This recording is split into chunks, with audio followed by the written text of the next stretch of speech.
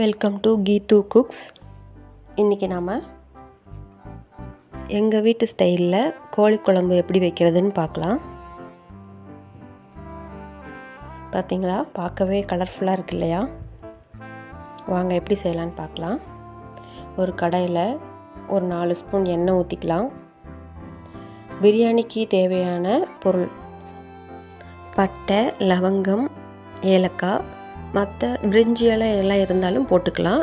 என்கிட்ட இன்றைக்கி இல்லை, அதனால் இருக்கிறத போட்டுக்கிட்டேன். அது வணங்கி வரட்டும்.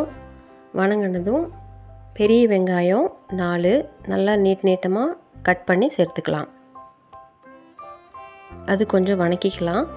அதோடையே வெங்காய பேஸ்ட்டு சேர்த்துக்கலாம். ஒரு 3 ஸ்பூன் அளவுக்கு. ஒரு 2 வெங்காயம் கட் பண்ணி அரைச்சா சரியாக இருக்கும். அதையும் சேர்த்து வணக்கிக்கிட்டு கூடவே நறுக்கின தக்காளி சேர்த்துக்கலாம். 2லிருந்து 3 சேர்த்துக்கலாம். நம்மளோட குழம்பு பதம் எவ்வளோ வேணுமோ அதுக்கு தகுந்தாற் போல் வெங்காயம் தக்காளியை சேர்த்துக்கலாம் அல்லது குறைச்சிக்கலாம். இப்போது இஞ்சி பூண்டு பேஸ்ட் ஒரு 3 ஸ்பூன் சேர்த்துக்கலாம். மசாலாவோட இஞ்சி பூண்டு டேஸ்ட்டு அதிகமாக இருக்கும்போது நல்ல ஜீரண சக்தி அதிகமாகவும் இருக்கும், டேஸ்ட்டும் கூடி வரும். சிக்கன் 1 கிலோ எடுத்திருக்கேன், அதையும் சேர்த்துக்கலாம் தண்ணி இல்லாமல்.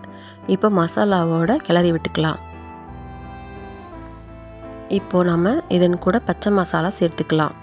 இது என்னென்னா கொத்தமல்லி தழை 1 கைப்பிடி அளவு, 4 பச்சை மிளகா, 1 துண்டு இஞ்சி, ஒரு 5-6 பல் பூண்டு. இது மட்டும் தண்ணி இல்லாமல் அரைச்சிக்கலாம். இது வரைக்கும் நாம் தண்ணி ஆட் பண்ணலை. போட்ட மசாலா எல்லாம் மட்டும் இருக்க மாதிரி கிளறி விட்டுக்கலாம்.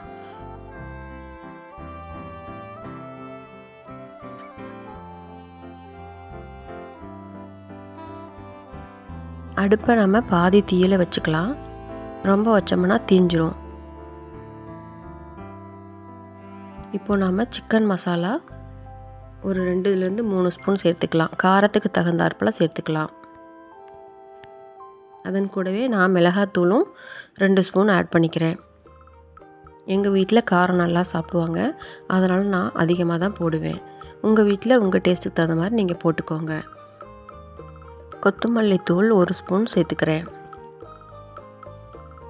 காஷ்மீரி மிளகாத்தூள் 1/2 டீஸ்பூன் சேர்த்துக்கிறேன். இது முற்றிலும் ஆப்ஷன் தான். எதுக்காகனா கலர் கொடுக்கும், அவ்வளோதான். அப்புறம் தேவைக்கு தகுந்த மாதிரி உப்பு போட்டுக்கிறேன். நான் இங்கே 2 ஸ்பூன் போட்டிருக்கேன். என் வீட்டில் எல்லாமே உப்பு காரம் எல்லாமே சுருக்குன்னு தான் சாப்பிடுவாங்க. உங்களுக்கு தகுந்த மாதிரி நீங்கள் ஆட் பண்ணிக்கோங்க. இப்போ வரைக்கும் நான் தண்ணி ஆட் பண்ணல.